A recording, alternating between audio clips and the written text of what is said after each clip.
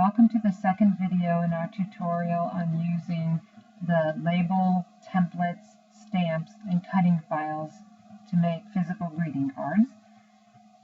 What we need to do in this section is actually get our cutting files and our labels that we created combined and then sent to the Silhouette to be printed and cut. The other thing that we need to do is we're going to need to resize our print and cut slightly because we want our final label to be a little bit smaller than this one to fit on our card. So we're going to do all of those things. Into my Silhouette Studio software, I have brought in the labels cutting file in the SVG format. This is one of the formats in the set. I have the Silhouette Designer Edition version of the software, so I can use the SVGs, which are a little simpler. But if you do not have the Designer Edition, the DFX files are included as well. And there's a link to another video on how to use those in the text of the tutorial. The other thing that I have brought in is the little flag that we made in the previous video, and also the little center that we made. If you remember correctly, we decided that we were going to cut the scalloped piece out of cardstock. So we're going to cut that separately from the printed pieces. So the first thing that we need to do is to get our SVG file into the format we want it to be in order to cut. So when it comes in completely grouped. And the other thing you'll notice, if you go up here to the line icon, if you look over here, it has a line thickness of 1. That means if you use this as a print and cut file, not only will it cut, but it will also print those lines. And you don't necessarily want that, particularly if you have your cutting line layered on top of your PNG. There's a chance that that gray line could show. So the way to solve that is to just go through and set that to 0. Once you do that, you can see the lines get a little lighter, but they become just data lines then. There's nothing there to print. The next thing you need to do is tell the Silhouette that yes, I want to cut these lines. So you go up to the scissors icon and click cut. Now they're all red cut lines. These come in a big group, but we don't want to use all of them, and we want to be able to move them around independently. So the next thing we do is we go to Object, Ungroup. You can also use Control-U as a shortcut if you'd like to. So now all of these files are independent of each other. One thing that I did want to quickly point out is if you look at these two files, they're meant to go together to form a ring. But when you ungroup everything, they become ungrouped. And so if you were to pull one, it would mess up the ring. So the way you solve that is anything that you want to keep together, you just do Control-G or Object Group on just the pieces that you want to stay stuck together. Now if you were to save this right now as a Silhouette, all of those steps we just did as a studio file, all those steps that we just did would all be done when you open the studio file again. So you would never have to do them again. It's just a kind of a one-time deal. So now what I want to do is I want to take just the pieces I want to use, and I want to put them into one of these tag documents so that I can start building my print and cut file. So I'm going to select them, do Control-C, go over to the tag, do Control-V to paste them. Then I'm going to move this so it's bright. Then go over to the other tag, click it, Control-C, and then go back to this document, do Control-V. Okay, so now I have all of my pieces in the file that I want to use them in. I'm going to go ahead and change my file so that I'm doing a letter size document because I know I'm going to do a print and cut, and I can only print on letter sized paper. And I'm going to show registration marks just so I know where to put things. Now, we had mentioned that we're going to print this out of cardstock, so I'm going to move that aside. But before I do that, I want to size everything so that it fits on my card front the way that I want it to.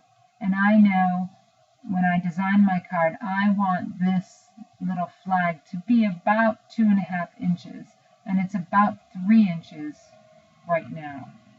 So I need to shrink this, but I don't want to shrink just this. I want to shrink everything so it all matches. So I'm going to select everything, and then I'm just going to kind of use the grid here to estimate when everything's shrunk enough so that that flag is at the place I want it to be. So that is probably about 2.5 inches. I can move it over. I could maybe shrink it a tiny bit more. I mean, it's not rocket science. It doesn't have to be exact. I just want to make sure everything fits on the card properly. So now all that's left to do is layer these things up. Since I'm going to cut this from cardstock, I'm going to move it aside because I don't want to cut that right now. I'm going to cut that later. Then I need to layer these up. And I find it easier to layer them and align everything when the cut line's on the top. So I'm just going to select this, Object, Arrange, Send Back. And I'm going to zoom way in so I can see what I'm doing. And there's a couple ways that you can do this. I usually find it easiest just to nudge it around until it's where I want it to be. And I usually find it easier to actually move the PNG and not the cut line because the cut line's so hard to grab. Now, one thing that you can do, if you're concerned, sometimes I get a little annoyed because my cutter doesn't cut perfect and I end up with this little white line or little white edge. Sometimes, depending on the shape, what you can do is just nudge the PNG ever so slightly bigger.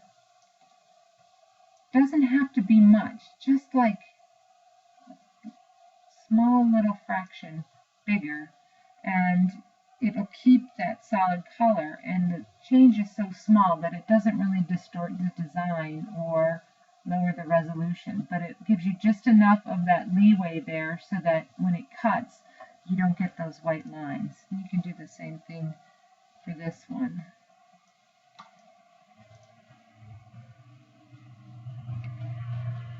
Getting my Illustrator commands confused with my all these software have different commands. Okay. You can also use your arrow keys, to adjust these things so that if you need just a little bit of space. What I'm mostly concerned about is whether or not this is centered the way I want it to be. Oops, where am I? There we go. Okay, so then all you do is use Control G to group that. That just helps you if you want to move stuff around. Control G to group that. Let's zoom it back out. And you can go ahead and print and cut that. After you cut that piece, then you can just load your cardstock, move this piece over, and move those pieces over, and go ahead and cut the cardstock portion. Now in reality, what I do is I construct the entire card on one piece of paper instead of just little bits and pieces because I don't like to waste paper. So this is template pieces from the scalloped card template, one of the templates there. This is the little piggy from Grandma's Barnyard, which also comes with cutting files, so you can cut those out. And then those are the two pieces that we just created. Over here on the side is the scalloped piece for the label that I want to cut out from cardstock, and then the scalloped piece that actually comes with the templates for the cards, for the scallop cards, which I also want to cut out of cardstock. So what I would do is save this as a silhouette so that I can recreate it anytime I want to. And I would do the exact same thing. I would just print and cut this, so I would have all my card pieces on one piece of paper, and then I would move that aside and go ahead and cut the cardstock. But I just keep it all in one document like this because it's all sized to fit, And if I ever want to remake it, I just open this one document and I can cut all of my pieces.